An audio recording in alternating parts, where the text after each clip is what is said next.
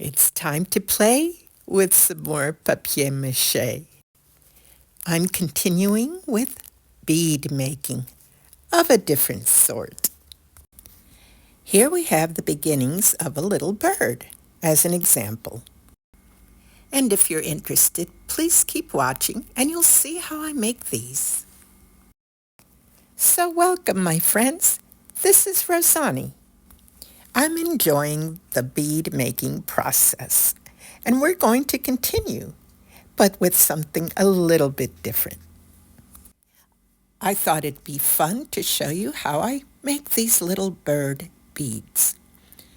Now, a lot of times when you see these types of beads, the hole placement is vertically, so you can only display it from top to bottom. Well, I'm going to show you two ways of doing it. One with the holes at the top and the bottom, and one with the holes on the sides, so you could string it through a necklace if you'd like. Let's keep going. I use the same techniques as in my regular bead making. When I crumple up ordinary types of paper, and I dip it into the liquid starch, and then I apply it on to the skewer. Now, if you notice here, I'm adding on to either side. One side will be the head and the other side will be the tail. And in this case, the hole is in the top and the bottom. I continue to add paper that is pressed into shape and dampened, just enough to give it a basic form, because later on we'll come back and work out the details. And you can make other little creatures like this. I mean, as a matter of fact, it probably looks like a fish, but it's a bird. That is to say, it's going to be a bird. Let's keep going. Now you can decide if you want to make it round all the way or if you want to flatten the back. It depends on how you're going to use it. I'm setting it aside to dry. Now here you can see a few details of the one I've already started.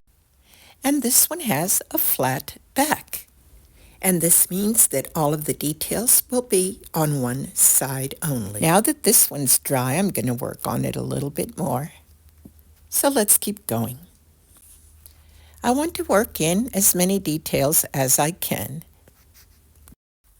And really, all I need is a little beak, a wing, and something to indicate feathers. I'm adding on to the beak a little bit with some yellow.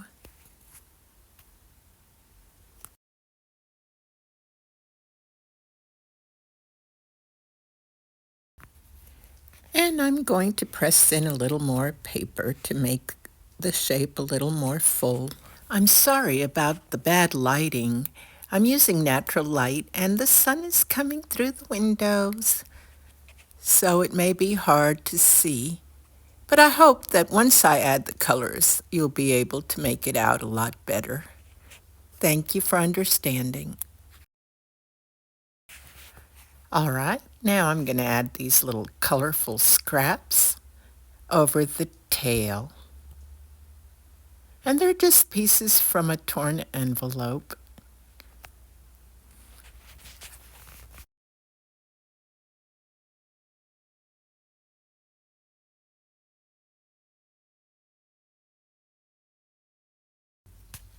And now I'm working on a wing shape. There again, another little torn piece of paper.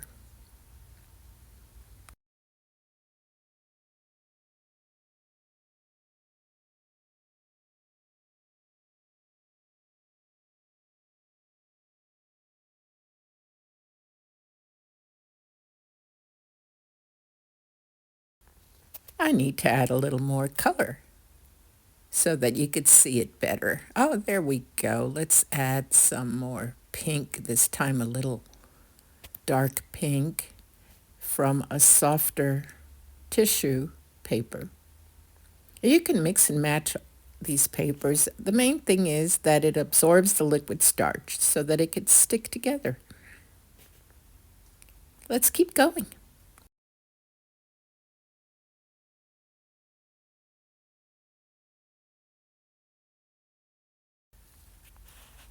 Now this is some of my lavender copier paper scrap.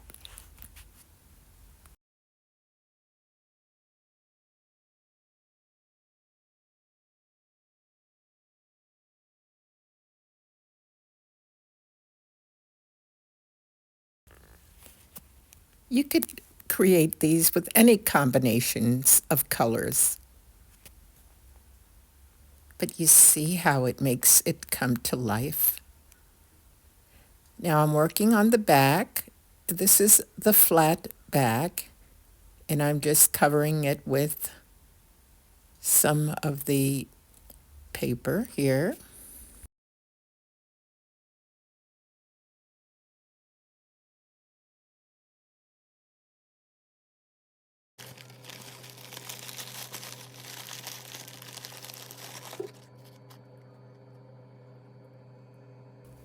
And this is some yellow crepe paper.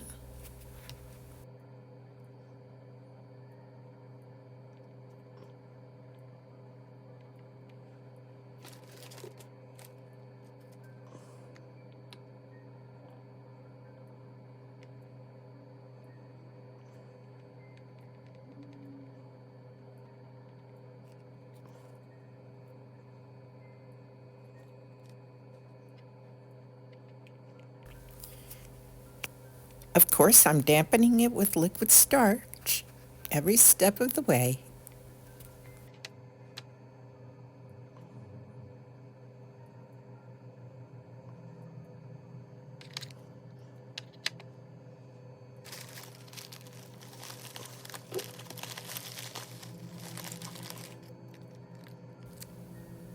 I'm going to add a little bit of orange tissue paper to the beak.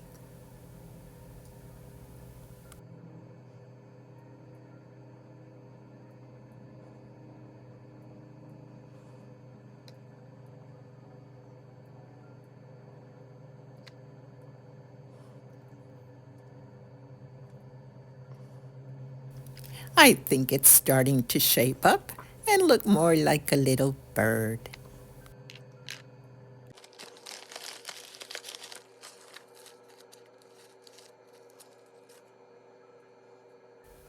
And now for a little eye.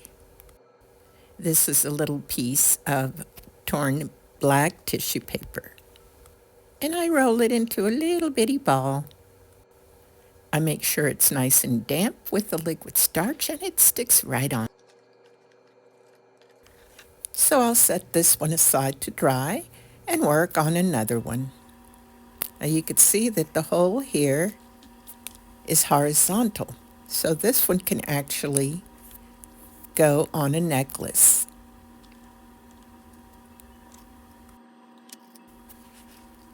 And I'll be adding more little scraps of colored paper and working out all the little details. Now you can make these in solid colors if you like. You can turn them into hummingbirds by making their beaks longer, and they could be more slender. Let your imagination be your guide and have fun with it. You can make up any kind of fantasy bird. It doesn't have to be a real bird, but it's whatever you want it to be because it's fun. And as for myself, I find this to be very soothing.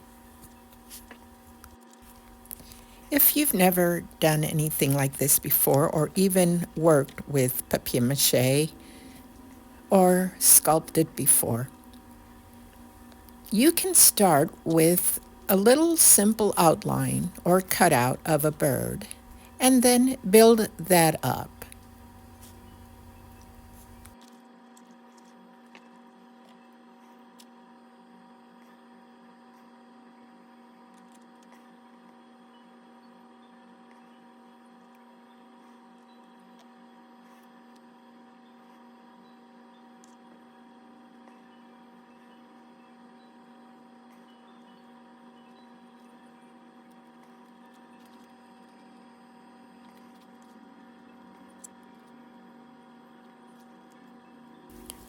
I hope this gives you an idea.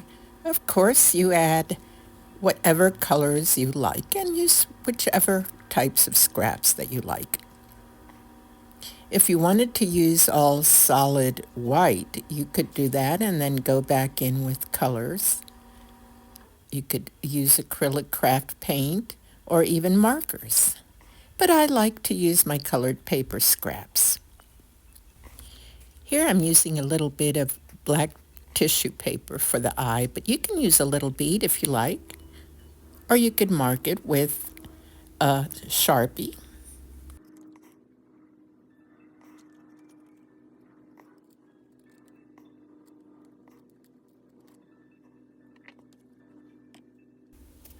And I'm going to add an accent ring around the eye because I think that this little eyeball is a little too big. So I'm adding a little bit of yellow crepe paper. And I just twisted a little strand. And I'm going to put it into place all the way around the black. And of course, this is a fantasy bird. And it can be as whimsical, as playful, as delightful as you want it to be. I'll set this aside to dry in a little while, and I'll return soon to show you what else can be done to these little beads. Okay, the next thing we have to do is to make the paper sturdy as possible and stiffened so that it's one cohesive piece in order for it to work as a bead.